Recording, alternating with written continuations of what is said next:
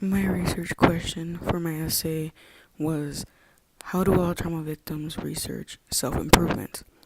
So, while gathering all the information for the essay, in the secondary resources, I learned that trauma victims really rely on their family and friends because that is their safe haven.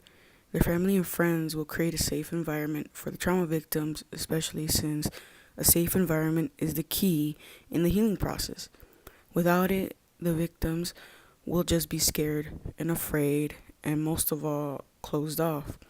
Also, during the trauma, the body goes into a state of flight or fright, or in other words, adrenaline will kick in.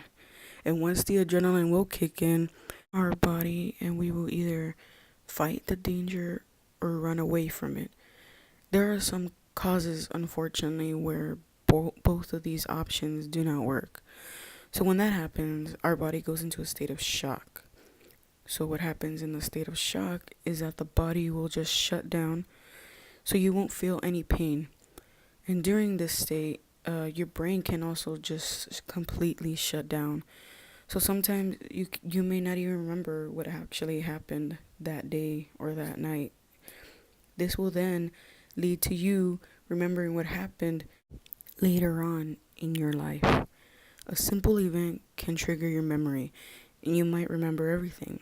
A simple event, such as just someone touching you on your arm, or even someone saying, I love you, all that can just trigger something in your brain, and you may remember everything, bits and pieces, or maybe even all together. Your brain might not remember everything, but your body always does. While all this really informed me a lot about trauma itself, it did not really answer my question. So I had to interview two people who have been through a traumatic event but are in a good place right now.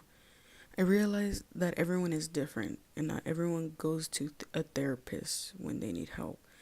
They may just find what they need there within their family and friends, or maybe even in God. Everyone is different, but everyone should be aware of all the resources that are out there. I created a website that informs people what trauma is and what resources are out there for them. I made sure I included therapy clinics here in Texas and the hotline numbers. After all this, I realized how important it is to try to reach to your audience, not only in your paper, but in my website.